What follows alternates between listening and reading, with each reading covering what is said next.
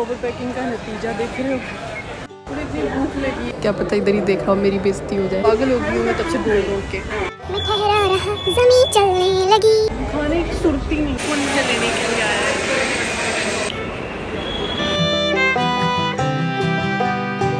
Hi, I am Anjum and welcome to my channel और welcome back to my channel. मैं जा किधर रही हूँ, सुबह सुबह क्या प्रोग्राम है, सब आपको पता चलेगा। आस्ता आस्ता सब्र रखो और वीडियो लास्ट तक देखना। अगर फारिग हो तो अभी देख लो, जब फारिग हो जाओगे तब देखना, लेकिन देखना जरूर। ऐसा नहीं है कि मैं पापा के साथ वो बाय वाली सेल्फी नहीं ले सकती थी। We share that kind of bond. तुम्हारी तरह नहीं कि साथ बैठने से भी डरते हो, लेकिन जब तुम्हारी फ्लाइट सुबह 8 बजे की और 6 बजे भी तुम्हें धक्के मार के उठाया जाए तो वो वाइब नहीं रहती। पहुंच तो मैं टाइम पर गई थी क्योंकि मेरे अबू ऑल्टो में भी टार्जन की स्पीड रखते हैं और ये मेरा फर्स्ट टाइम था जम्मू से बाहर, और वो भी अकेले, इसलिए मैं एक्साइटेड बहुत ज़्यादा थी। और एक्साइटमेंट के चक्कर में ओवर पैक करना भी बहुत ज़्यादा ज़रूरी था, क्योंकि अगर मैं ओवर पैक नहीं करती तो पता कैसे चलता कि यार मैं लड़की हूँ और एयरपोर्ट पे मैं अगर खज्जल खवार ना हूँ, ऐसा हो तो ना सकता है। लेकिन thanks to this tote bag वाला फैशन, जिसकी वजह से मेरे बहुत ज़्यादा पैसे भी बच गए और मैं आराम से सारा सामान भी लेके जा पाई। लास्ट टाइम जब मैं श्रीनगर गई थी तो ये ना हमें डायरेक्ट अंदर से ही बिठा देते थे फ्लाइट में, बट इस बार ये ऐसा ये कुछ नया इन्होंने चेंजेस करी थी। 3 घंटे की फ्लाइट थी तो इसलिए मैंने पहले ही अपग्रेड करवा के विंडो सीट बुक कर ली थी, क्योंकि तुम वेले नहीं बैठ सकते और मेरे जैसा इंसान तो बिल्कुल भी नहीं वेला बैठ सकता भाई, किसी ना किसी के इधर उधर बातें करके ऑकवर्ड कर देती। इसलिए मैंने सोचा कि विंडो सीट बुक कर लेती हूँ, आराम से ये नज़ारे देखते देखते पहुंच जाऊंगी। और कुछ लोग होते हैं ना जो ऐसे बुक्स पढ़ लेते हैं, भाई मेरा तो वही है, अगर बुक्स ही पढ़नी होती तो मैं यहाँ पे ना रह ली होती, इतनी दूर क्यों भाग रही हूँ मैं, किताबों का ही तो डर है। खैर, मस्त व्यू ये एंजॉय करते करते मैं पहुंच गई दिल्ली। और दिल्ली एंटर होते ही सबसे पहले ये चीज़ मैंने देखी और मैं काफ़ी ज़्यादा एक्साइटेड थी। अरे छोड़ो उस चीज़ को, पहले तुम लड़की के बाल देखो, उससे माशाल्लाह नज़र ना लगे। आजकल ना लोग बालों से बहुत ज़्यादा जलते हैं। मैंने ना ये सब अपने दोस्तों के स्नैप्स पे देख रखा था, तो आज मैं ना काफ़ी ज़्यादा एक्साइटेड थी, तो मुझे लगा मैं क्यों ना all the way first floor जाऊँ और वहाँ से वीडियो बनाते हुए नीचे आऊँ और पता नहीं क्या ही तूफ़ानी कर लूँगी, ऐसा मतलब मेरे दिमाग में चल रहा था। और वो तूफ़ानी करते करते मैं नीचे आऊँगी और पता नहीं ऐसे मतलब कुछ कुछ तो चल रहा था मेरे दिमाग में और पता नहीं क्या चल रहा था, इसलिए मैं इतनी ज़्यादा भाग दौड़ करके ऊपर गई और फिर वहाँ से नीचे आई और पता नहीं कितनी सारी वीडियोज़ ली मैंने इस जगह की। जब तुम कहीं पे भी फर्स्ट टाइम जाते हो ना, तुम्हें बहुत कुछ सीखने को मिलता है, और मुझे इतना कुछ आज एक दिन में ही सीखने को मिल जाएगा इस चीज़ का मुझे पता नहीं था। ये मेरा फर्स्ट टाइम था किसी कनेक्टिंग फ्लाइट में जाने का, तो इसलिए मुझे पता नहीं था कि मुझे मेरे लगेजेस यहाँ पे मिलेंगे या फिर मतलब मुझे फाइनल डेस्टिनेशन पे जाके मिलने हैं। तो इसलिए मैं वहीं पे खड़ी रही और मैं ना बेड के पास वेट कर रही हूँ कि यार मेरा लगेज क्यों नहीं आ रहा, लगेज क्यों नहीं आ रहा। फिर भाई ने मुझे फ़ोन किया कि जाके वहाँ पे पूछ, ये ना हो कि दूसरी वाली फ्लाइट का टाइम जो वो भी मिस हो जाए तेरे इस बैग के चक्कर में। और मुझे ऐसा लग रहा था कि यार 1.5 घंटा है मेरे पास, मैं तो आराम से बैठूंगी, खाऊंगी पीऊंगी, चिल करूंगी और क्या ही है, पहुंच जाऊंगी आराम से मैं। बट ऐसा था नहीं। ओवर पैकिंग का नतीजा देख रहे हो।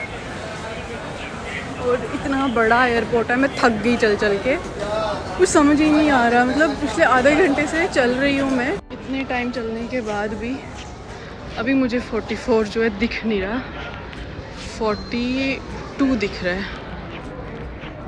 कभी कभी ना मैं ऐसे फालतू के बहुत ज़्यादा लेम जोक में मार लेती हूँ, तो प्लीज़ थोड़ा सा बर्दाश्त कर लेना। तो इस पॉइंट पे ना आके मुझे वो वाली फीलिंग आ रही थी, मैं ठहरा रहा ज़मीं चलने लगी।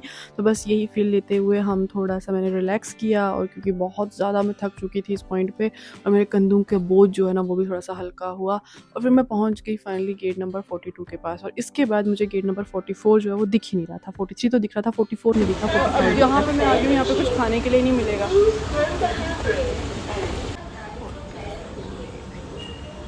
पहली बारी ना इन पे चढ़ के ही मैं थक गई हूँ।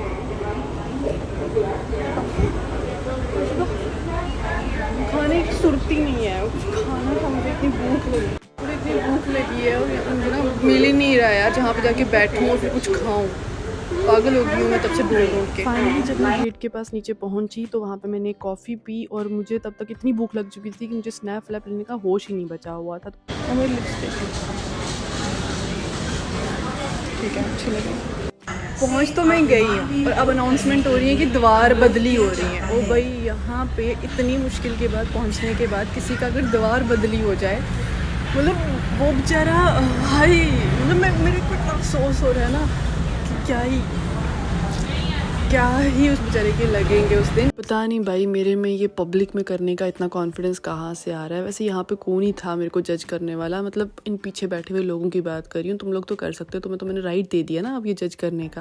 भाई वीडियो देखने के बाद तो मम्मा ही मुझे बोलेगी कंजरी किसे पास आ गई, दुपट्टो लाए वो फिर है। क्या सोचेंगे लोग, क्या कहेंगे लोग, क्या बातें करेंगे, बस वही बातें मुझे अब इस वीडियो के बाद सुननी है। खैर, इतना ही था मेरा और दिल्ली का ये खूबसूरत सा सफ़र। इंशाल्लाह वापस आऊँगी जल्दी दिल्ली को एक्सप्लोर करने के लिए। इस पॉइंट तक मेरी जो भूख थी ना, उसने और जवाब दे दिया था, क्योंकि कॉफ़ी से मेरा कुछ नहीं बना था। ऐसा नहीं है कि मेरे पास कुछ खाने के लिए नहीं था, मम्मा ने मुझे स्पेशल खाना बना के दिया था, लेकिन हम तो नहीं, मतलब वो अरे मैं कैसे खाना खाऊंगी। इवन कि मेरे साथ में बैठी हुई आंटी और अंकल जो थे ना, वो अपना थेपला फेफला जो भी होता है वो खा रहे थे बैठ के। बट मैं यार मैं अपना खाना कैसे निकालूं, पता नहीं क्या। यार मेरी माँ ने कितने प्यार से मुझे सुबह उठ के खाना बना के दिया था और मैंने वो भी नहीं खाया, क्योंकि मुझे इन्फीरियरिटी कॉम्प्लेक्स हो रहा था यहाँ पे, क्या पता लोग क्या सोचेंगे। सबसे इंटरेस्टिंग बात यह है कि आज दिन तक कभी मैं भूखे पेट सोई नहीं हूँ, और आज मुझे ऐसी नींद आई कि मुझे 1.5 घंटे तक पता ही नहीं चला कि मैं कहाँ पे हूँ। और जब मेरी नींद खुली तब लास्ट के 30 मिनट्स बचे थे, और दिस वॉज द व्यू। इतना प्यारा, इतना खूबसूरत व्यू था। खैर, अब आप लोगों को इतना तो पता ही है कि मैं दिल्ली नहीं गई हूँ, मैं कहीं और गई हूँ। तो सस्पेंस खत्म करते हुए मैं आपको बताती हूँ कि मैं गई हूँ हैदराबाद, और मैं क्यों आई हूँ हैदराबाद, क्या करने के लिए आई हूँ, और मुझे लेने के लिए कौन आ रहा है। ये सब चीज़ें जो हैं काफ़ी ज़्यादा स्पेशल है मेरे लिए। बैग तो अपने टाइम पर ही आया, लेकिन इनसे मिलने के लिए मैं इतनी ज़्यादा एक्साइटेड थी कि वेट नहीं किया जा रहा था। ये है मेरे 2 अनमोल रतन, एक है राजेश और एक है सतीश। लेकिन इनकी वही पुरानी घिसी पिटी शक्लें देख के और बिना किसी तोहफे के ये मुझे जो रिसीव करने के लिए आए ना, सारी की सारी एक्साइटमेंट मेरी खत्म होगी। भाई इनको पता नहीं था कि भाई इनकी व्लॉगर दोस्त आ रही है इनसे मिलने के लिए, तो बंदा कोई फूल छूल ही लेके आ जाता है एयरपोर्ट पे, जैसे लोग रिसीव करने के लिए आते हैं अपने दोस्तों को। लेकिन ये नालायक गरीब कहीं के। अब 1.5 साल बाद में इनको मिल रही थी, तो फिर मैंने सोचा चलो यार अब माफ़ किया, ज़्यादा इस चीज़ को नहीं खींचते हैं, तो आगे बढ़ते हैं। अब इनकी ड्यूटी थी कि मुझे यहाँ से पूरा का पूरा हैदराबाद घुमाना, बिरयानी खिलाना, सब चीज़ें। वो सब तो इन्होंने नहीं किया, क्योंकि मेरे पास भी टाइम नहीं था और इनके पास भी नहीं था। इनसे ज़्यादा मसरूफ़ तो दुनिया में कोई है ही नहीं है। खैर, फिर हम वहाँ से एयरपोर्ट से बाहर निकले, और मुझे कुछ पता नहीं था कि मुझे आगे कहाँ जाना है, क्या करना है। तो इसलिए ये दोनों स्पेशली एस्कॉर्ट बन के आए मेरे लिए। मतलब इस चीज़ के लिए मैं बहुत ज़्यादा थैंकफुल हूँ इनकी। और फिर इन्होंने मुझे जो है, और ये this was my first experience for metro also, तो वो भी चीज़ मैंने एक्सपीरियंस करी। मेट्रो में जाने से पहले मुझे इतनी ज़्यादा भूख लगी थी कि मैंने कुछ स्नैक्स भी लिए। फिर ब्यूटीफुल सनसेट एंजॉय करते हुए हम पहुँचे अपने अगले स्टेशन। वहाँ से हमने ऑटो किया, और फिर उसके बाद हम पहुँच गए। इन लोगों ने मुझे ड्रॉप किया भैया के पास, आसिफ भैया, क्योंकि ये एयरपोर्ट नहीं आ पाए थे, वो लेट हो गए थे, उनकी ट्रेन लेट थी, तो इसलिए ये लोग आ गए मुझे लेने के लिए।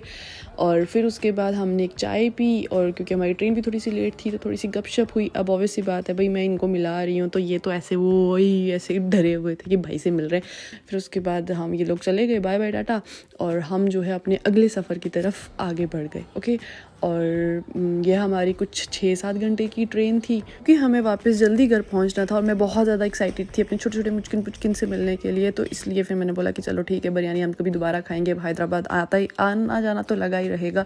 तो भैया ने क्या है, वहाँ की फेमस पिस्ता हाउस की बिरयानी पैक करवा के लेके आए थे, और क्या ही बिरयानी थी, वही बेस्ट बिरयानी एवर।